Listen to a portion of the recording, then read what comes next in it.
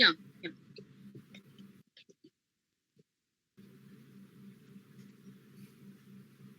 Good evening, one and all. This is Dr. Sangeeta, HOD of English and organizer of this two-day national level webinar, Government Arts and Science College, Kallakurichi. I feel immensely proud to invite you all to this two-day national level webinar on Dalit literature.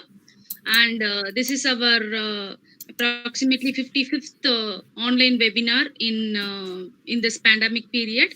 My sincere thanks to our Vice Chancellor, Professor S. Tamari Chelvi ma'am, and our respected registrar, Dr. Shahid Shafi, our principal, Dr. Mohan Das, for allowing us to conduct such webinars for the past 1.5 years continuously through online, and helped to develop the knowledge of the students and also to the research scholars. Thank you for their continuous support to conduct such webinars in this pandemic period. Next, I welcome and thank to all the fellow participants for their active participation in this webinars. And without them, the program would be nothing. And their continuous support encourages us to conduct such webinars in this pandemic period. And my humble request to all the participants and viewers to take care of yourself, because the severe disease is spreading all over the world. So take care of yourself and your family. Be safe in your home. And once again, I welcome you all to this two-day national level webinar. Before starting, our guest speaker,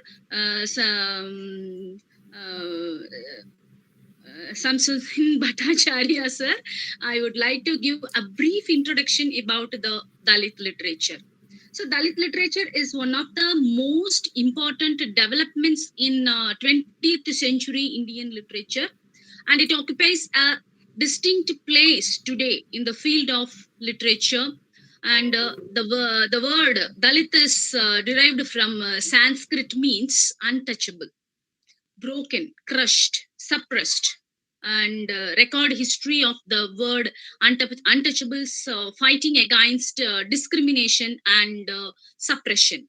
So Dalit is not of recent origin. It is as old as the Sangam period, and a verse in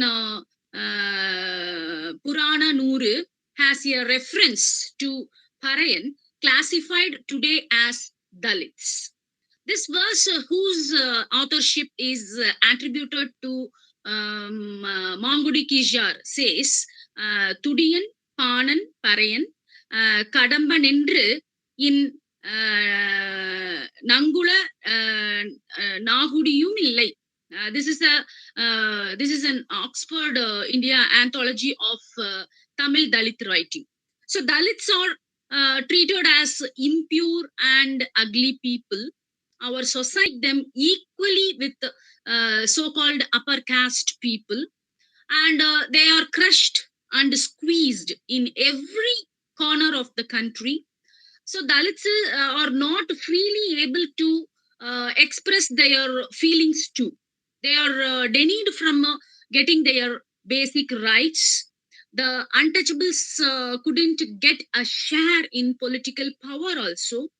A great social thinker, Dr. B.R. Ambedkar, says, in India, minority is not a political majority, and the majority is born.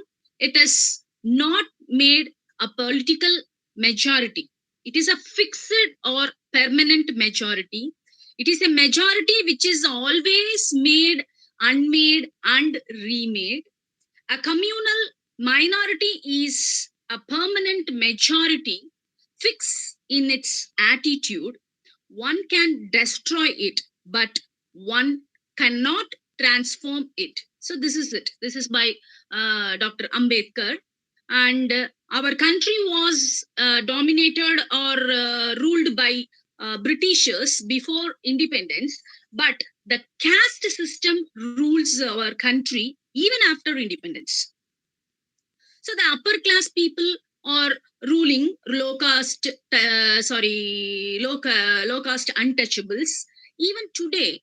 in the 21st century, even menial jobs are done by low-class people only. Dr. B.R. Ambedkar belongs to low caste. He was not given a due respect when he was studying because of his caste identity. Even after getting good education, the Dalits continued to be denied land, water, and dignity. They remained as untouchables, and so far many Dalits have converted themselves to Christianity. The condition of a Dalit woman is even more difficult. They have to bear the double cross of lower caste and womanhood. In order to express their anguish and anger, Dalit literature comes forcibly to deconstruct this negative attitude. So Dalit literature about Dalits, the oppressed class Indian caste system, forms an important and distinct part of Indian literature. And Dalit literature addresses the oppressed, the untouchables, the victims, and the oppressor. It is a protest literature against all forms of exploitation based on class, race, and caste or occupation.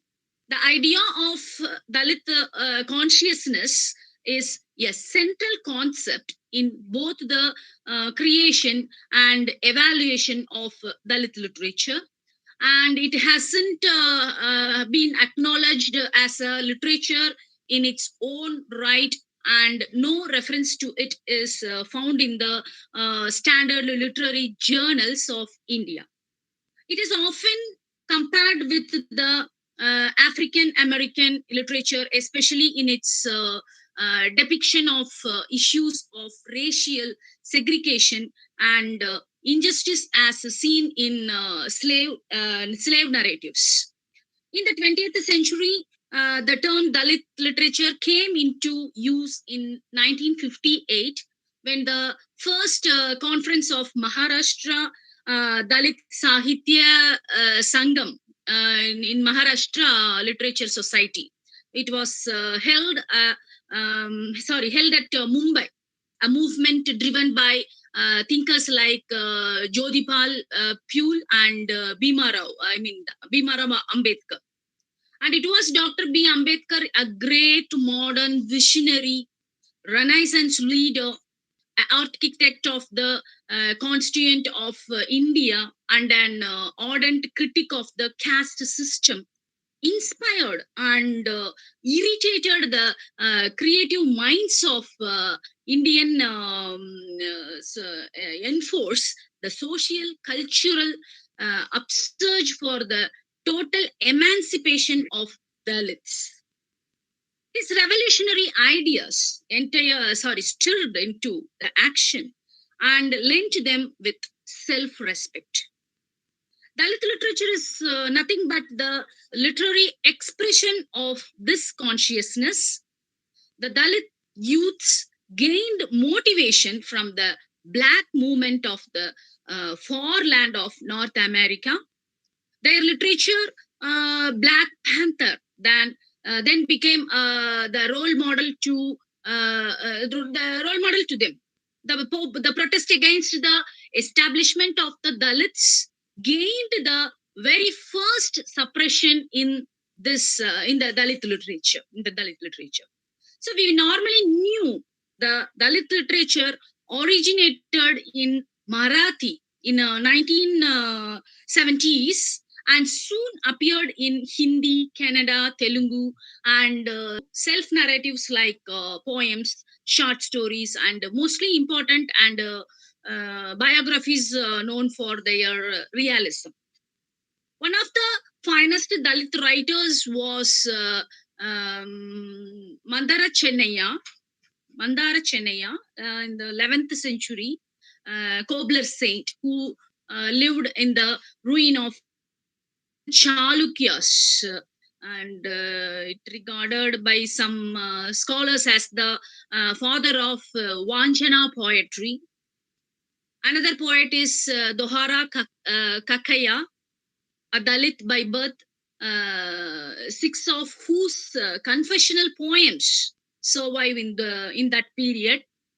Then Baburao Bagul's first collection of stories, Jawab Mijat Karoli. That is it. That is one of the greatest epic of Dalits. So Dalit studies are in its infant stage in Tamil when compared to Marathi or Kannada. We have witnessed Tamil Dalit writers only in recent years. So Dalit voice in Dalit voice in literature couldn't find its distinct place in Tamil literary domain until late 1980s or early 1900s.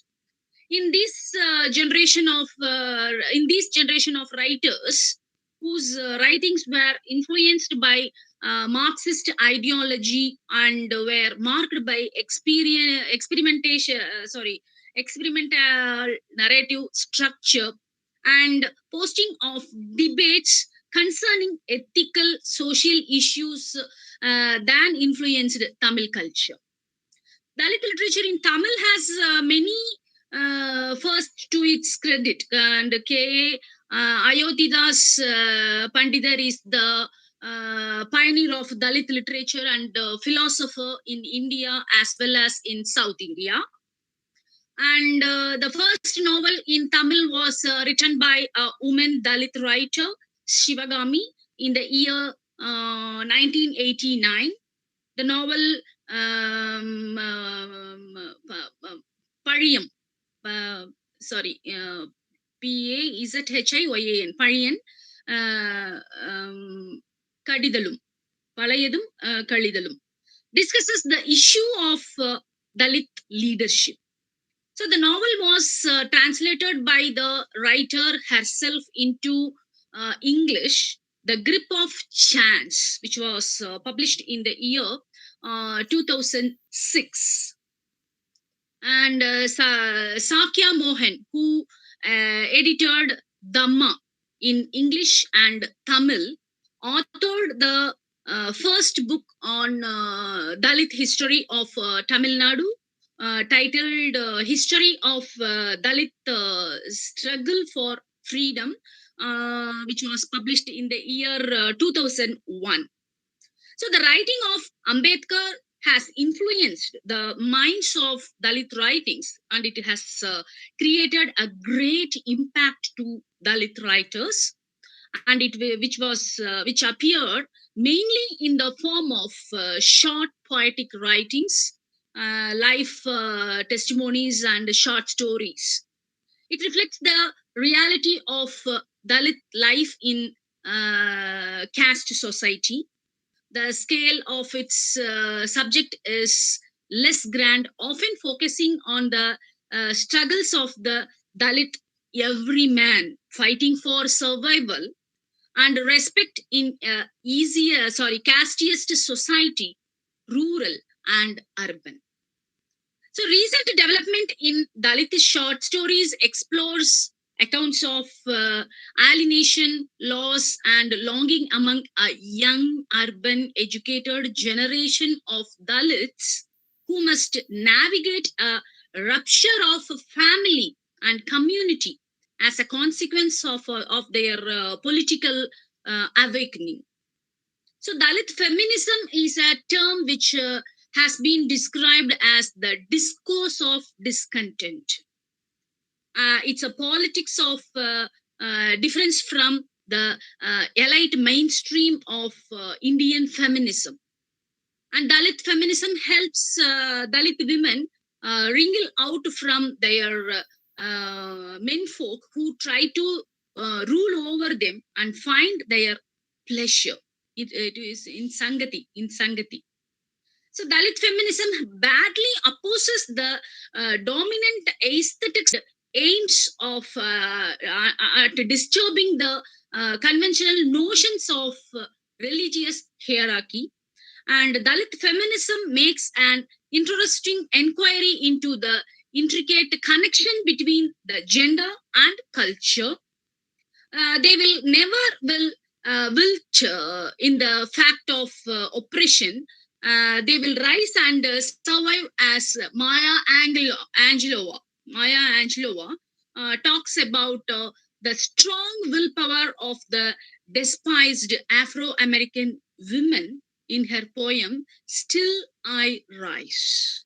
The poetic lines are, you may write me down in history with your bitter, twisted lines. You may trod me down in the very dirt, but still, like dust, I will rise. In such a scenario, Dalit women writers took the tool of writing to express their trauma. A Dalit lighter, Bama's words, are like a gospel of freedom for millions of Dalit women. The goal of Dalit writing is to establish their identity in all aspects of their living. Their aim is to express their sense of solidarity and identity through their writing. So Dalit writing conveyed about a change in the attitude of the low caste people in their writings. They want them to be placed on the tracks of self-realization and reality.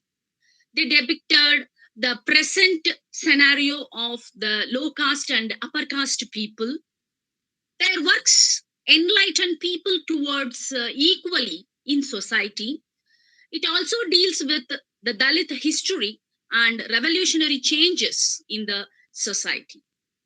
So besides the male writers, women writers came to existence. The Dalit women have overcome the three problems like race, class, and gender. Their writings are focused on rape, for torture, oppression by male psyche. Their quest for identity is the main theme in their novels. In Bama's Karku, the first Dalit autobiographical novel, acquired a specific identity and focused on the problems of Dalit women. This Bama's Karku was well presented by Samsudin sir in the previous webinar. I would like to remind it. So it's a very good novel which acquired a specific identity and focused on the problems of the Dalit women. It is not only deals with the themes of marginality and resistance, but also explains about Marxist changes and Dalit oppression of Dalit women on grounds of caste. Gender forms an important issue of concerning in Tamil Dalit literature. Foreground the gender caste intersection of Dalit lives. Representation of Dalit women is integral aspect of Tamil Dalit literature. And Dalit short fiction reflects the reality of Dalit life in case society. And Dalit patriarchy is an important subject of concern in Tamil Dalit literature. The collision of patriarchy with caste hegemony is a harsher and more unjust suppression of Dalit women, as shown in the words of Bama and Shivagami. To be specific, among half a dozen novels, only Malki Pauru by M.N. Roy is known as a recognized Dalit novel, and the rest of the novels are Chapter, Job Pack Base Sabar by Kardam, Mitiki Suganti by Prem Capacity, and Virangana Jal Karibai by M.N. Roy. Though Chapter and Muktipar intend to inform Dalit community through the main characters Chandan and Runit, respectively. They have no other issues and they're good novels. If we go through deeply, uh, Maktipar seems to be the novel edition of Hemen Roy's autobiography, Apne Apne Pinchare Mein. So Namdeo Dashal, a Marathi poet, writer, wrote 2 novels and also published poems, pamphlets such as Andel Shetak and Kaviyur Murali was born in Kaviyur, Pathanamthitta district, Kerala. He was not a politician, Ambedkarist, familiar among all Dalit activities and folklore groups. And he was honored with the fellowship of Bhattacharya Dalit Sahitya Academy, New Delhi. Some of the novels are Ayyan Kalipada, Ayyan Kali Fighters, Suganti. These are all the things. Next, Arundhati Roy, a great women novelist, belongs to Kerala. Her novel, The God of Small Things, narrates the pathetic story of a restricted love by an untouchable Veluta. The compassion of the novelist for the Dalit is as well pronounced in this novel. And Abhimani has brought out 3 of his collections, Nokadu in the year 1993, Tetam in the year 2001, and Urchor in 2003. Abhimani's short stories bring out the gender pressure over in it. It points out that upper caste women are oppressed in a patriarchal society, just as Dalit women are oppressed by caste hegemony and Dalit patriarchy. This is it. So by this way, so the Bama's first novel, Karuku, in 1992 is the first autobiographical novel that appeared in Tamil. It records the joys and sorrows experienced by Dalit Christian women in Tamil Nadu and has won Crossword Book Award for the year 2000 and IAL Award from the Tamil Literary Garden. So Bama breaks the rules of written grammar and spelling. She uses an informal speech style which addresses the reader intimately, and Bama thus became a representative writer of Dalit literature. She thus casts away the bonds made by the upper caste world. So this is it. And let me hand over the session to Suman Bhattacharya. Before that, I would like to give a brief introduction about our resource person, Mr. Suman Bhattacharya. Sir is the founder and director of the English Formula, an educational institute determined to bridge the gap between English language and modern education. He has a degree in English and has worked in some of the finest schools in India. He is currently working at Delhi Public School, New Town, Kolkata, as an English teacher. Suman sir's area of interest and expertise is caste and society. Suman has also been honored with 7 prestigious awards such as Young Achievers Award, Inspirational Indian Award, Poetic Sesura Book Award, and Shagitya Ghosh Samman, Tagore Commemorative, and Inked Wings Award. And Sir is the author of the best-selling collection of poems titled "In the Rhythm: A Journey and Then," which deals with various aspects of life. It talks of themes like equality, love, time, society, and other issues of the modern day. which the poet has had a personal experience with, and he wishes his readers to connect with them. It is a collection of poets' emotion that have been stirred by various experiences in his life and experiences that has gone through or has seen others go through.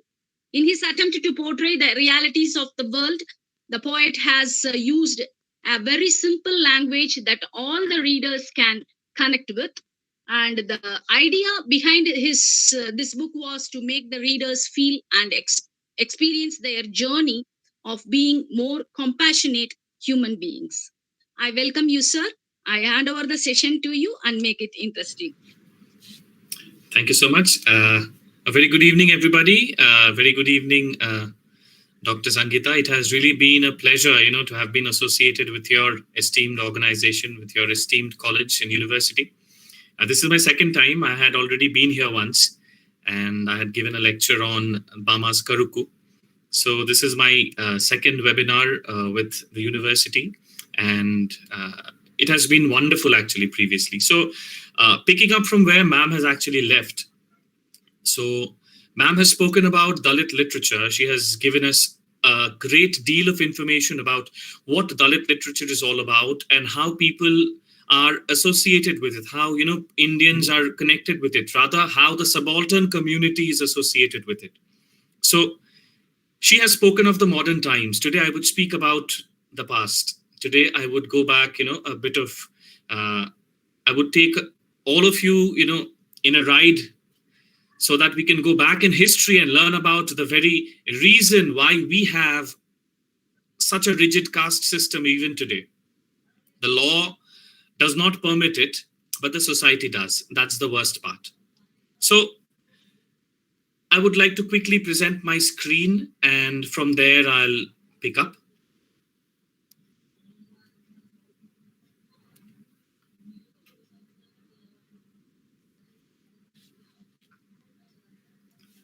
Okay, so my topic of discussion today is the Shudra Diaspora or the Dalit Diaspora in Ramayana and the other ancient Indian texts and interpretation of the Aryavarta reality.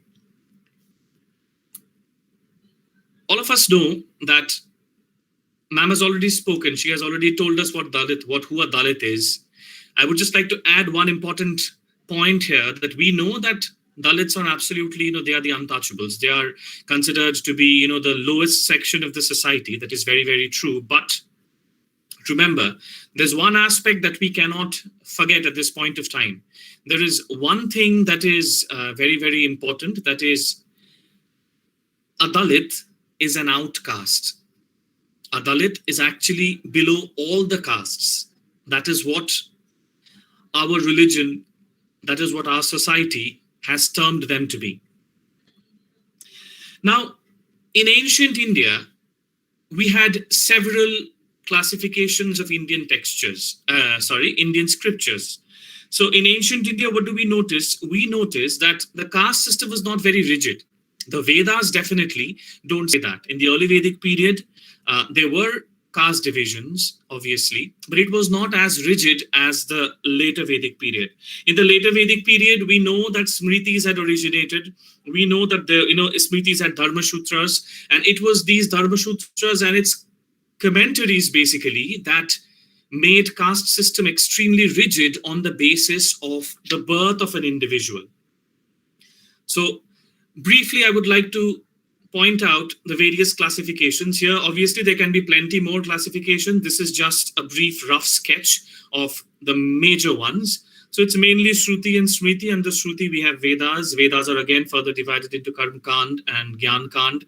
Gyan Kand has Upanishads, and furthermore, Smriti, it has primarily Dharma Sutras, its commentaries, and then we have the epics. Manu Smriti, then Narad Smriti, Vishnu Smriti, etc. Epics have Ramayana, Mahabharata, they are the primary epics. So this is how basically the important ancient Indian texts, these are basically the most important ancient Indian texts. Now, before we proceed, there are certain aspects that we must know. We must learn, or rather we must realize at this point of time, as I have pointed out earlier, that the Aryans, or rather in the early Vedic period, the caste system was not very rigid in the early Vedic period. Now, in the later Vedic period, it became extremely rigid. Now, picking up from there, there's something very, very unique. This is something that I personally find very, very interesting. The Aryans and their association, or rather the Vedic period and its association with the number three. Somehow this sort of a mysticism is created. So we have three gunas, the sattva, the rajas, the tamas. We have three doshas of Ayurveda. We have the vata, the pitta, the kapha. Then we have the three lokas, the three gods, basically the Holy Trinity, Brahma, Vishnu, Mahesh. So these Aryans, the ones who had come into this country, come into India, modern day India, they had come in from all the way from Europe, actually. So these Aryans, they were very, very fascinated by the number three somehow. And they had actually classified the Indian society, classified the society into three major groups. It was mainly three groups. The fourth group, that is the Shudras, they were added later, much later. Now, the Vedas, if we have to compare the Vedas, or rather the ancient texts, with the modern world today, how would we do it? Basically, the way we follow the constitution today, Constitution of India is the book of law today. I mean, that is all that every Indian must worship. That is our only holy book, technically.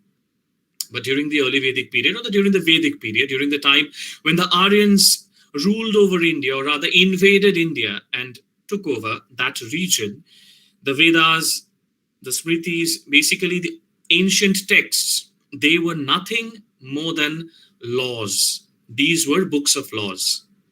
So Dharma Sutras and its commentaries mainly are the books of laws, are mainly the ones that were considered as books of laws. And unfortunately, it is in these books that we find deeper references of caste discrimination.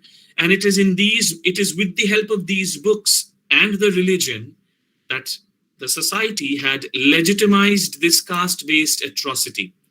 Very strange, but true. Now,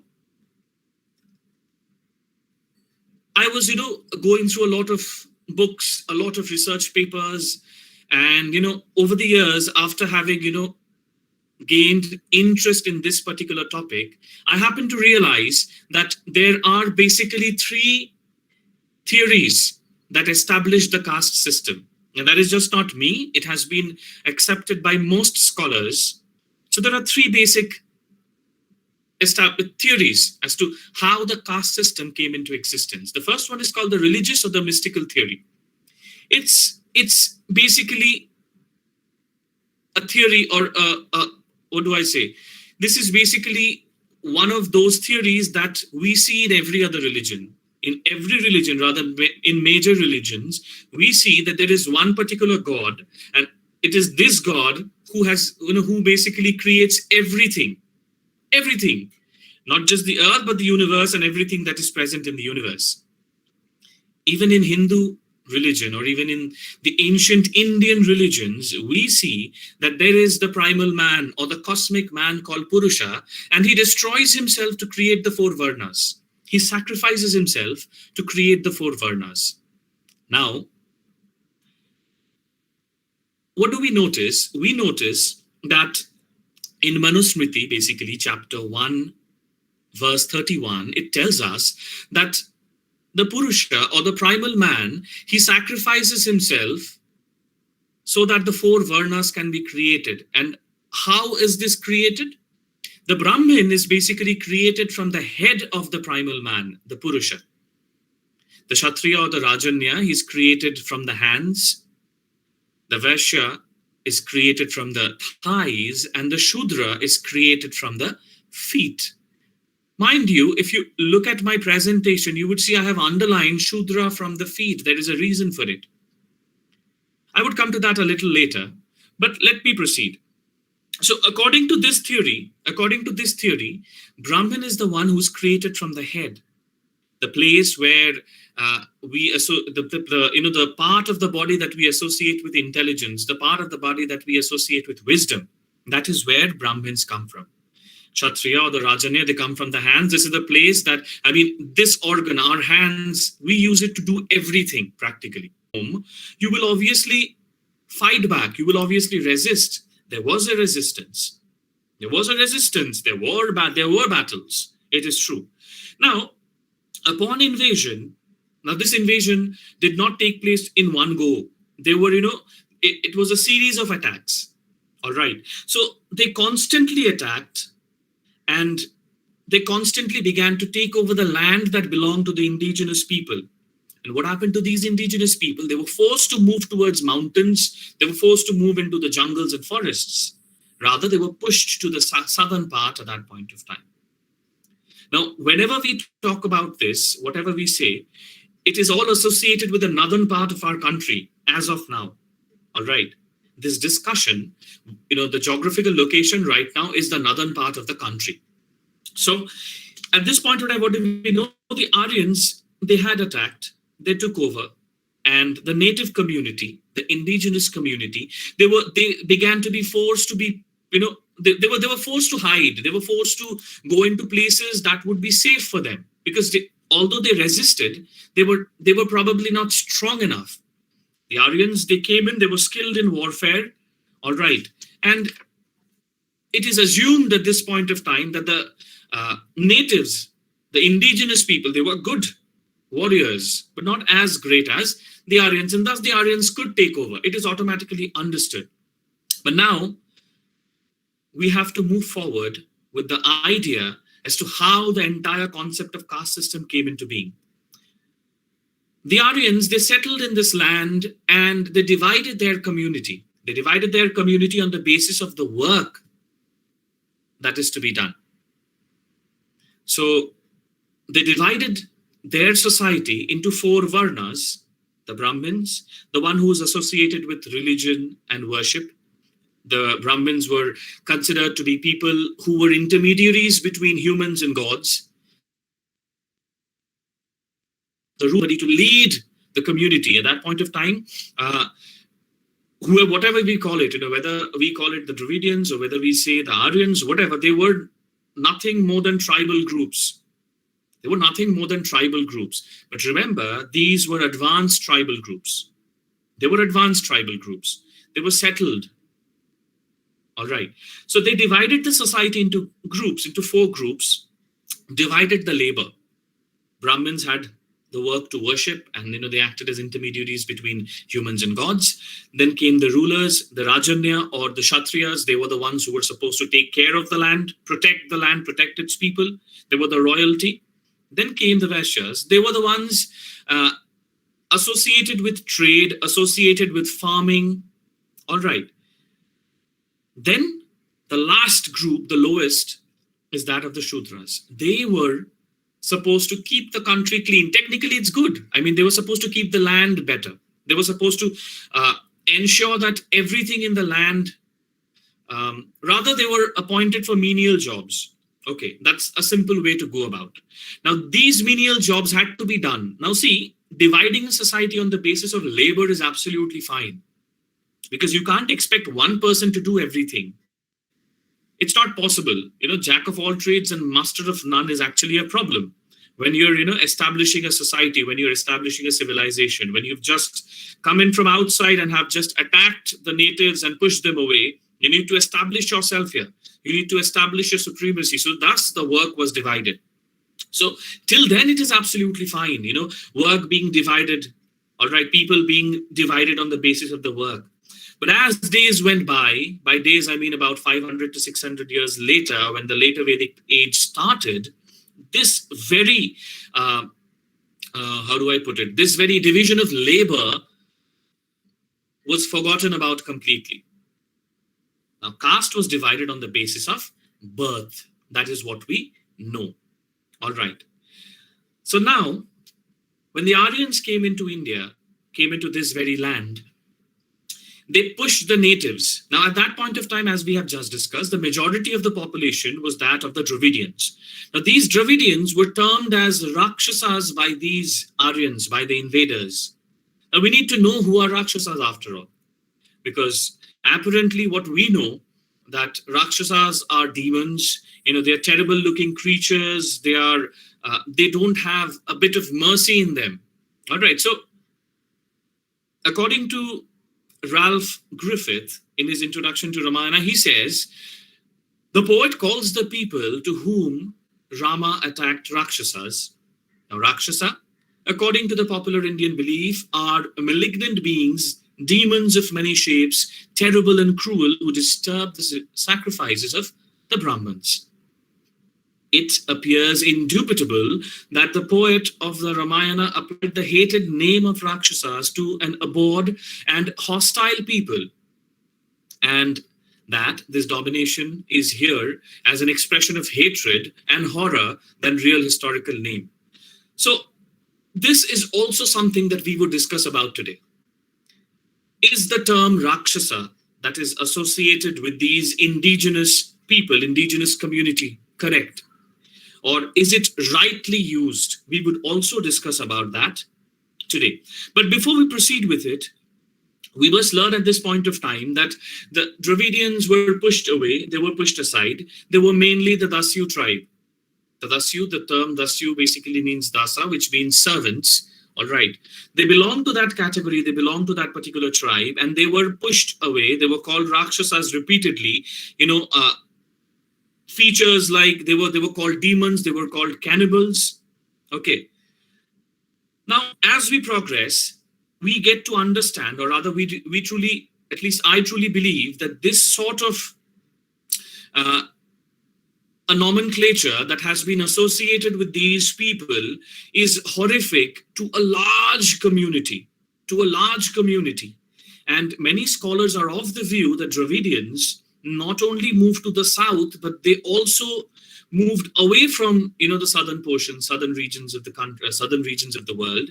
Rather, some of the scholars, however, it is not proven yet, there has been no evidence to prove it. Some of the scholars are of the view that the Maoris of the New Zealand, the Maoris of Oceania, they were actually associated or somewhat genetically associated. They were related to the Dravidians, and they were the ones that pushed away.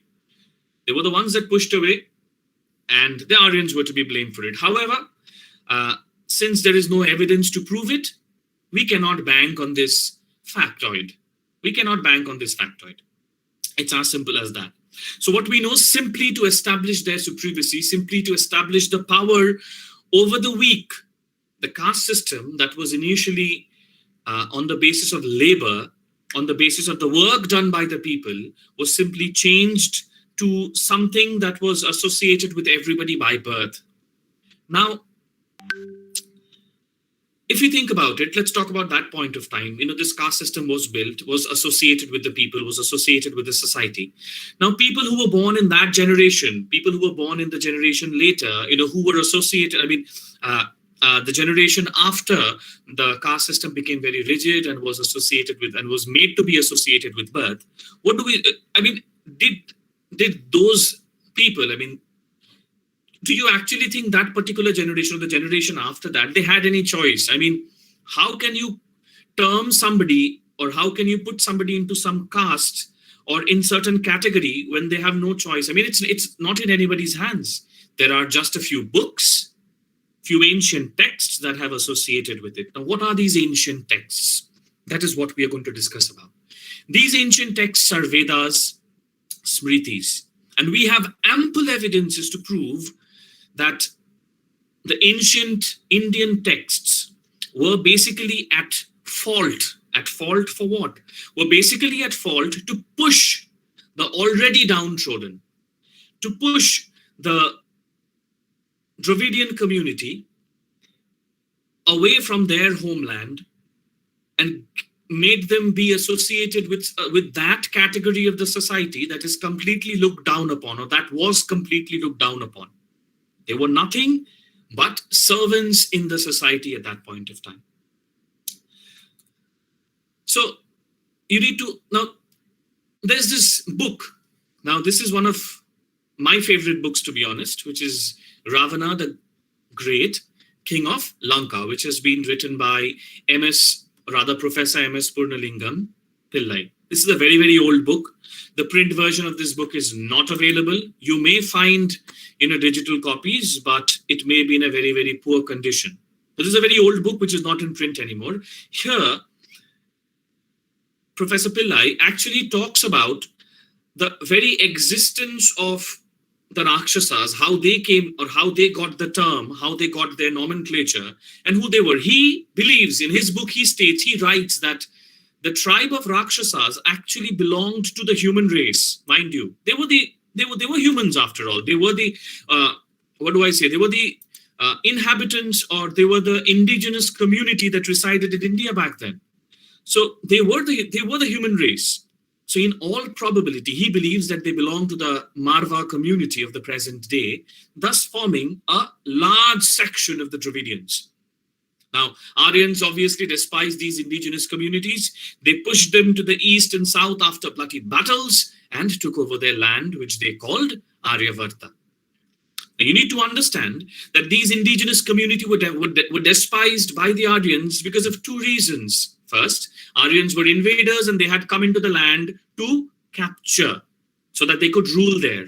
Number two, the indigenous community were somewhat black, in the sense they had darker skin complexion. Their skin complexion was darker compared to the Aryans. The Aryans were, fairer skinned. They had come from Europe, basically.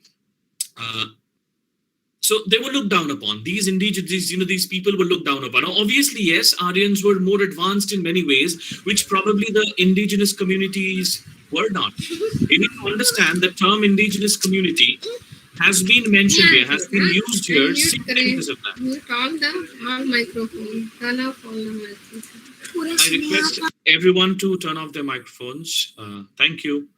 Okay, so the Aryans obviously despise them. Now, if I go into your house and if I, somewhat try to take over your house and I'm successfully able to do it, would I still want you there? I would want to kick you out. Why? Obviously, the fact is that I would have that fear that someday you might rise to power and you might push me away. So the best way to do it is push you away from your home so that I can rule it. It's as simple as that. I'm not going into any facts or anything of that sort. I'm just simply pinpointing certain common answers. So it's on the basis of our common sense. So the Aryans, they took over this land and they called it Aryavarta. They grouped themselves into various castes. Now, as I told you that there were only 3 castes initially, all right. But the 4th category of Shudras was included later on. That is the lowest position in the society. And this was mainly, this was further divided into 2 categories. The first one was the subdued Aryans, the Aryans who were not powerful enough, strong enough, who did not hold any, rather who were meaningless to the society according to the supremacists at that point of time. So they were the ones who belonged to this category of Shudras. And the indigenous people, primarily the Dravidians, the outcasts or the untouchables, Dalits as we know them today, they were the ones who were in this category. So 2 categories: 1, the subdued Aryans, and 2, the second one was the local indigenous people, primarily the Dravidians. Now, Aryans throughout, constantly, we have evidences. I would go to that very soon. We have evidences in our ancient texts to prove that Aryans constantly ill-treated these Dalits or the Dravidians and glorified their actions by calling them good over evil. Very, very simple. Many mythical stories, tell us about good over, rather have themes of good over evil. The Aryans targeted, basically, you need to understand, as I told you, if I go into your house, that same example here, the Aryans targeted, basically their target was the extinction of these indigenous tribes, indigenous people, the Dravidians. So this entire division of labor of the early Vedic period, it became associated with births simply to retain their supremacy in the name of religion, in the name of ancient texts. Rather, I told you that these were the laws of the land at that point of time. Today, if amendments are made in the constitution, we must follow it. We have to follow it. That is the law of the land. So when amendments were made to these ancient books, ancient Indian texts, they were laws. They had to be followed. It's as simple as that. We find ample references, ample, as I told you. And this helps us understand, rather realize, rather know that the Aryan supremacists, basically, what did they do? They ostracized the Shudras and the outcasts, the Dalits primarily. And they did it legally. They did it following the law. Now, why am I saying following the law? Because technically, these were the books of law. Now, Yajurveda, chapter 20, verse 7, it states that any crime that is committed by the people of upper caste against the Shudras and the Vaishyas, through whatever organs, in whatever manner they have done it, all right, in whatever actions they have done it, it shall be forgiven. It shall be forgiven, simple as that. That is what the Yajurveda states. Now, it's very strange. It's not just Shudras, but even the Vaishyas. The simple hand, when you belong to that level of the society where you are respected by all, you hold a certain amount of power, or rather the maximum power, you would not want to lose it. Nobody wants to lose it. All right. And thus, laws began to be made in the forms of mantras, Like we have articles in a constitution. Our ancient texts had mantras. Simple as that. If we compare the both, there were books of laws, and the law stated that they would be forgiven. Rather, they should be forgiven for the same. Now, this was a written law, and thus the upper caste, they held the upper hand. It's like in the modern context, something like Ganga Snan. You commit all the sins. All right, you kill people, you murder people. All right, you do everything wrong that you can. Take a dip in Ganga, and all your sins are washed away. It's something of that sort. It's like using religion to make the wrongdoings correct.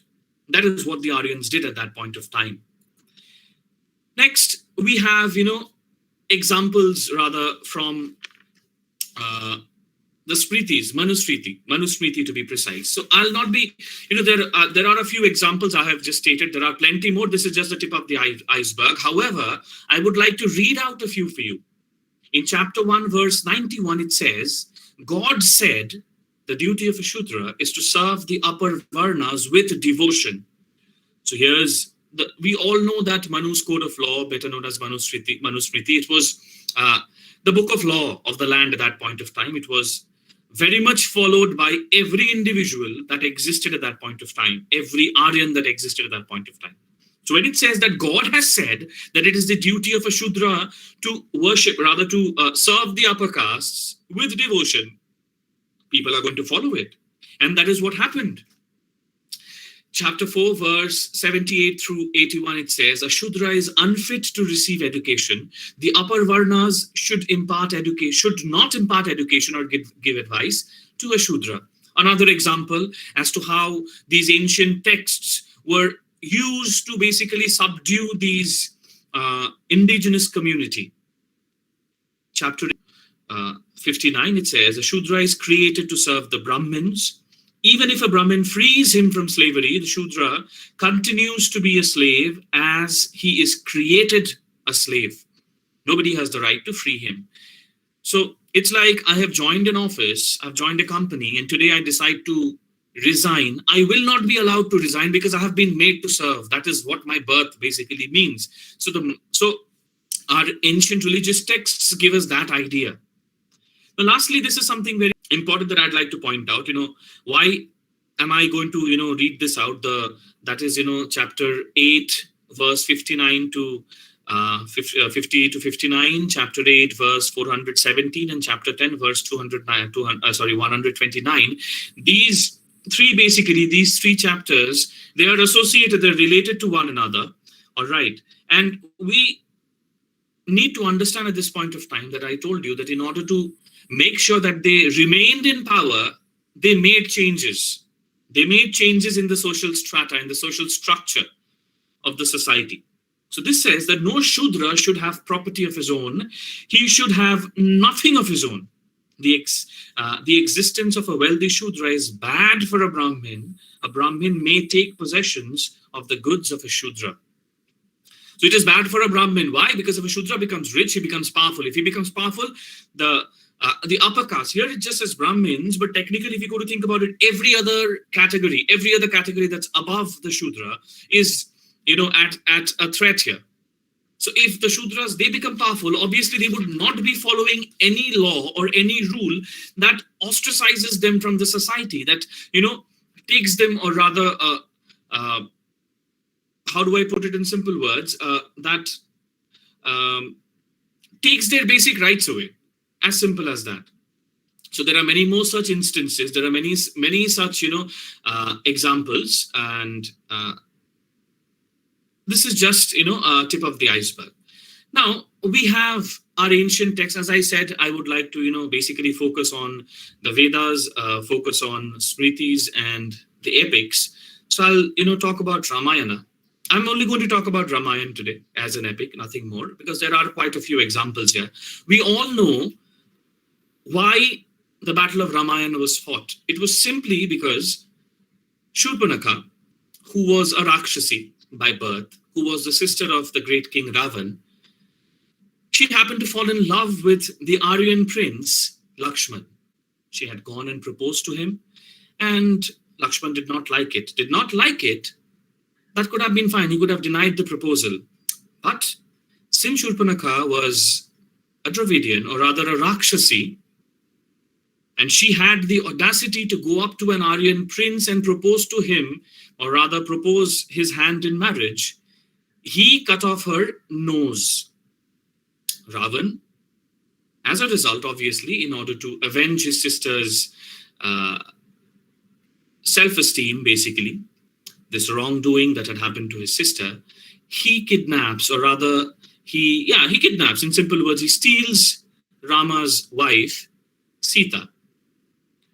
So, what do we see here? We see that a matter, an incident that could only be sorted out with a single word, no, with a single refusal, had been stretched to such an extent where it had become life-threatening for a woman, for a Rakshasi woman.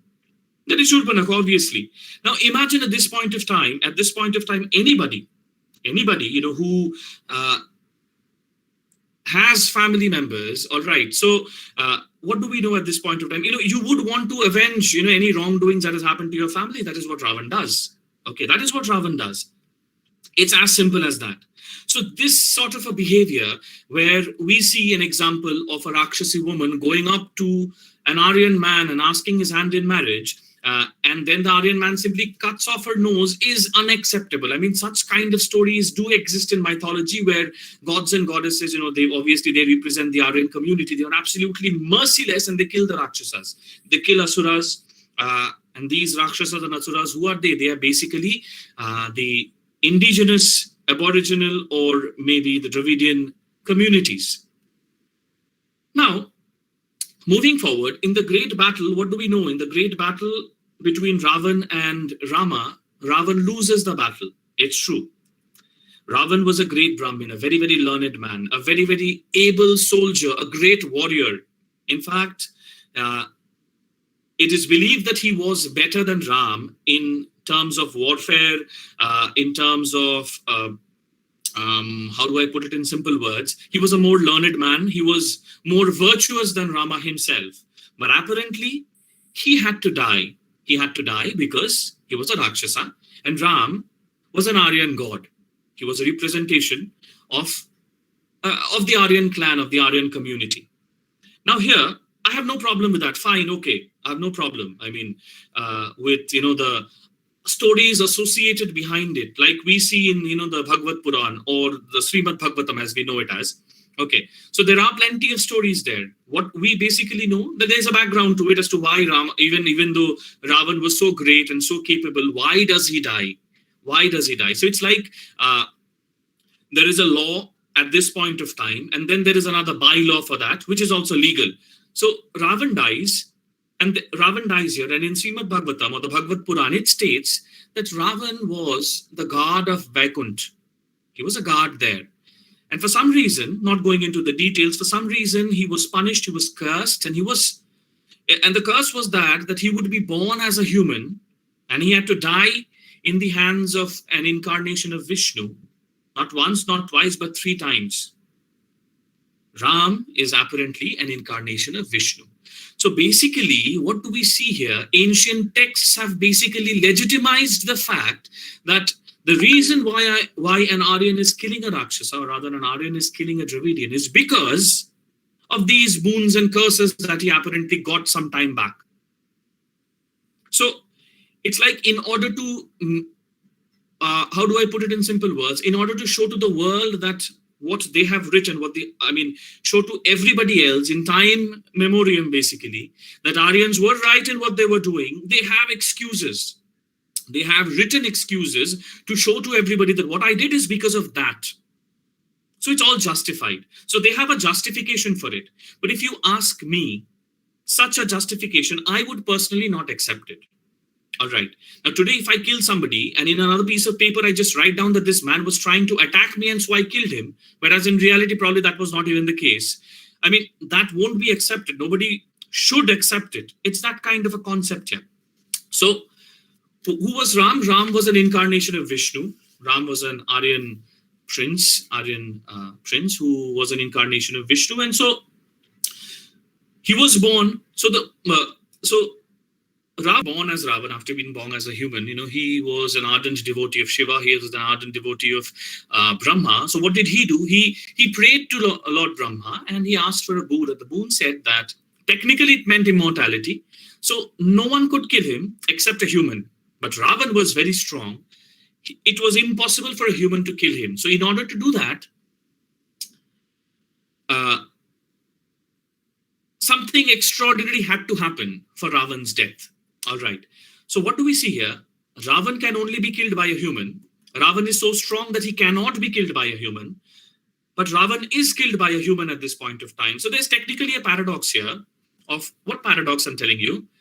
It is Ram being a god and not being a god at the same time.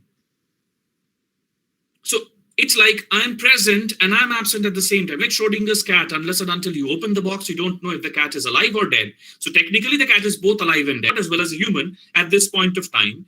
Now this may seem to be a paradox, but what I feel is nothing but a representation of the fact that an Aryan man is equivalent to a god. It's as equivalent to a god. It's as simple as that. That is what can be expressed through this entire concept, entire paradox, because this paradox cannot happen. And if it does so, that is the only answer that we get. So moving further, what do we see? We see that Ravan, he had kidnapped, he had captured, he had taken Sita away and had kept him in Ashok Vatika. Ashok Vatika was full of guards, these Rakshas and Rakshasis. There were no Rakshasas there. There were only Rakshasis who were guarding the place where Sita was. So what do we see at this point of time? These Rakshas and Rakshasis, they were there. So the story here, rather, we know that these Rakshas and Rakshasis, mainly these guards who apparently were demonic, who were cannibal, they never tried to eat Sita. If they are cannibals, they would do that. They never try to eat Sita. They never try to harm Sita. What we see here, it seemed as if they were more of a peace-loving person who just, in a peace-loving community, who just wanted to, keep their land to themselves, and they were fighting for it. That's all. That is what it, seems. Ultimately, we know that, rather, if we go forward in the story, we would see that the entire concept of the great Aryan poet Valmiki telling that the Rakshasas were, these Dravidians, they were the indigenous community. They were nothing more than Rakshasas, demons. I think that is somewhat incorrect. Why? Because if we proceed further, if we move, into the story, if we go further into the story, we would see that in Sundarkand, Hanuman describes, Hanuman had gone to Ashok Vatika, gone to Lanka for the first time. He had not seen these people before. He had only heard about this community. So how does he describe these Rakshasis and the Rakshasas? He described the Rakshasi women, basically as beautiful, moon-faced, lotus-eyed, radiant. These are words that we associate with beauty. So for Hanuman, they were not demonic by nature, by physical characteristic, by physical trait, by physical features. They were not demonic at all. They were people who had dark skin, that's all, nothing more than that. Nothing more than that. So that for the Aryans seemed to be demonic. Why? Because they were fairer. Hanuman, not only this, Hanuman mistakes Mandodari for Sita. Why? Because obviously at that point of time we did not have social media or photographs. So Ram could not show the photograph of Sita to Hanuman. So Hanuman did not know what goddess Sita looked like. So Hanuman, when he went there, when Lord Hanuman went to Ashok Vatika, and when he was in the palace of Ravan, he happened to come across a woman. All right.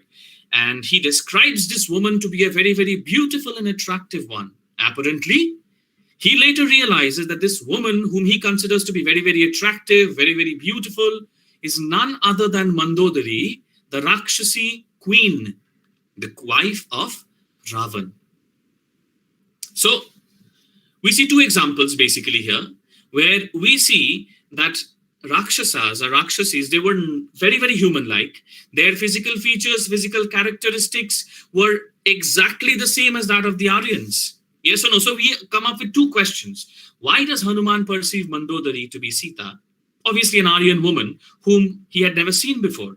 Next, does Mandodari, a Rakshasi woman, have similar physical features to that of Sita, who is a human, who is an Aryan? So ultimately, if we go to think about it, we would come up to a conclusion that yes, they had similar physical features. The way they have been, described in various tales, in various stories, in Shiva Puran mainly, where, there are great battles fought between gods and demons. Demons are described as, people, who are fierce, they have horns, like that is what, it has not been written as such but that is how we perceive. Whenever we say demons, that is the picture that comes to our mind. But what do we see? The physical features were exactly the same. There was no difference. So why do you think the Aryans considered these indigenous Dravidians to be nothing more than monsters, nothing more than demons, nothing more than cannibals? The fact is that it was just a figment of their imagination. By there, here I would definitely refer to the great poet Valmiki. It was a figment of his imagination. Why? It was nothing but a metaphor. Why? Because he had to project the hero of the story to be grand in every possible way. Grand, the entire community to be grand in every possible way. Grand in their appearance, grand in their character. No matter how wrong they are, there is always, a reason for that. All right. So this is something that I believe is, a bit of a question mark, a big question mark. Further, as we go along, as I have just said, that we see several tales of gods and goddesses fighting battles. We see that in the Shiva Puran as well. But before we proceed to that, I'll just talk about this small incident between Ram and Taraka. This Taraka Rakshasi, it's a quite famous story. We all have heard this as a child. At least I have heard it many, many times. My grandparents have told me. So Ram, the prince here, a young boy, he goes into, the forest, the Dandaka forest to be precise. Why? Because Taraka apparently is tormenting the Brahmins there. She is not letting them pray. She's not letting them, worship God. And Rama is called because she is apparently a very, very fierce demonic creature who no one can defeat. In fact, the sages are also not able to do anything. The Brahmin sages are also not able to do anything. So there comes our, basically the savior here. What does Ram do? Ram goes there, he kills Taraka. That is fine. Like the story could have been written that Ram went and killed Taraka, but the description here is quite gruesome. So first, he cuts off her nose and ears. Then he uses a sharp arrow to pierce through her heart and kills her in a very, very merciless manner. You see, this is one story. Next, as I said earlier, that there are plenty of stories where gods, they fight against, we have the example of, Ma Durga fighting Mahishasur. Then we have Kali fighting Marich. So there are so many So many, all right, Shum, Nishum as well. There are so many like these stories that we know, that we've heard, where gods and goddesses fight, demons. They fight armies of demons and they win. And not just that, when they fight these army of demons, when they fight these army of Rakshasas, they kill them brutally, mercilessly. Now, what may be the reason for that? One reason may be that it is simply to tell the rest of the communities that if you try to mess around, in simple words, if you try to mess around with an Aryan, this is what your fate is going to be. So you accept our supremacy, or you meet your end in the same manner as projected here. Number two, it can be that to show out how grand these warriors are, these Aryan warriors are. But ultimately, it comes down to the same thing as to, if you disobey, if you don't follow what we say, if you're not following our orders, if you're not listening to what we want you to, if you are not, how do I put it in simple words? If you are not one of those people who would listen to us, this is what your fate is going to be. So that is what we see. Next, if we go, there's, this is something that I don't like personally. I feel bad about it. Why? Because we see that animal. This is a good thing. I mean, technically, if you go to think about it, Lord Ram was such a good person that animals were also ready to fight for him, because he was he was fighting for righteousness. All right. So animals were fighting alongside Rama. Now, at this point of time, what do we see? We had earlier established that Aryan-like Dravidians were nothing but Aryan-like people, right? Aryan-like human race. So these Aryan-like Dravidians, they are far worse than even wild animals, wild beasts. And that is the reason they do not even have the right to live in the holy land of Aryavarta as created by the Aryans. They were forced to be pushed away. They were forced to be pushed away. So ultimately, what do we know? Ultimately, we come down to this, at least I can say that I have come down to this conclusion, that the very fact that Valmiki, obviously the great poet, the great Aryan poet, he obviously through the mouth of Lord Ram, when the battle is over, tells that Ravan is a great person. I mean, he is courageous in all aspects, and he basically praises Ram praises Ravan constantly and requests his burial with reverence. Now here we see that Ram, on one hand, he's praising this demon king, he's praising the Rakshas king and telling that he is virtuous, he is worthy in all possible ways, and he deserves a burial with reverence. And on the other hand, the same poet, I mean, he picturizes or projects, these creatures, I mean, these Rakshasas as being remorseless, monstrous, rather Ravan as, being remorseless and monstrous, and a person who is not even ashamed of, stealing somebody else's wife. So why do you think he does that? I mean, why does in the same text, I think the simple answer is because it's a race struggle between the indigenous Dravidians and the Aryan invaders. And unfortunately, the winners declared themselves as gods and ruled and conquered the land called Aryavarta, pushing away the defeated Dravidians to the southern mountains and forests, establishing them as Rakshasas for time immemorial with the help of religious texts. Or, as we can say it, the books of law back then. And this is the truth about the Aryans and the Aryavarta reality, which they built at the behest of the poor, innocent Dravidian outcast. Thank you. If you would like to, later on, have questions, queries, if you think that your answers, and if you would like to, communicate with me, here's my email. There's the QR code. You can, scan the QR code as well. You would find my details there. So with this, I end my presentation today, and it has really been an honor and really been a pleasure for me to, conduct this session. I would, honestly like to thank Dr. Sangeeta once again for giving this opportunity to me. This is one of those topics that I dearly love, and it is very, very close to me. And I feel that, these topics, these are topics of great, research. I mean, great research work can actually be done. Plenty of, research work can actually be done on these topics. And I would, always encourage students to, pick up these topics, so that the voices of the unheard can reach the masses, so that the truth of the unheard can reach the masses, so that people know that, there's nothing above and beyond humanity. That is all that I can tell you at the moment. So thank you once again. With this, I would like to hand over the session to Dr. Sangeeta. I am stopping the screen share here for a moment.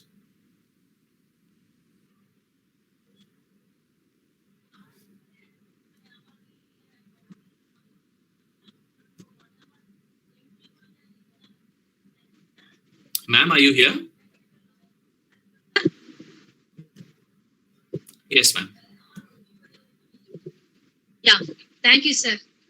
Thank you so much. Very excellent session, sir. Very informative. Thank you so much. We need one more session, sir, to our PG students. We have the Dalit literature in the syllabus. So we need one more session. I will invite you, sir. Thank you. Obviously, absolutely, ma'am. Always welcome. I mean, always ready, Any day, just let me know a bit in advance, because I also have other schedule and all that. So just let me know a bit, like the way you've let me know now. So just let me know in advance and we'll set up something, no problem. Okay, sir. Sir, audience side, any clarification with sir? Do you have any doubts? If you have any doubts, it would really be great if you could raise your hands. That way I'll be able to, point out properly. You can just raise your hands and then we can, proceed. I mean, if there is anyone who has a doubt, you can just raise your hand. I'm sure ma'am would share. Don't worry, ma'am would share the feedback link with all of you. And thank you so much for, patiently listening to me, all of you. It has, you are a wonderful audience, and, it has really been wonderful. It has really been wonderful.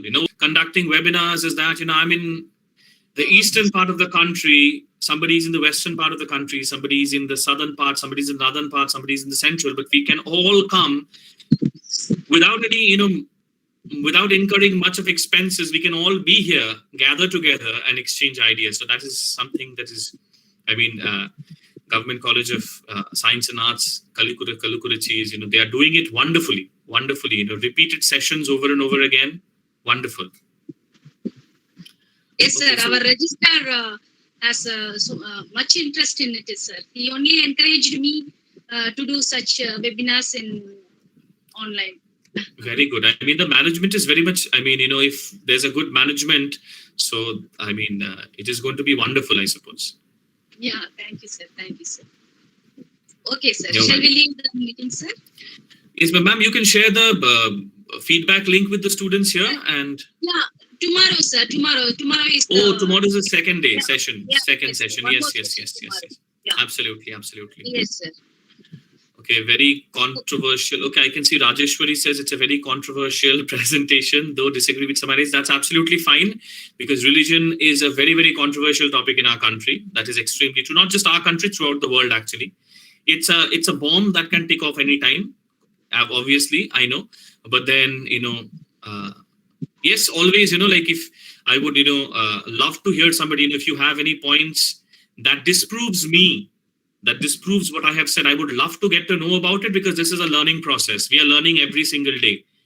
I have never, whatever I have said today, I had not learned it the very moment I was born. So it took me time to get to know about it.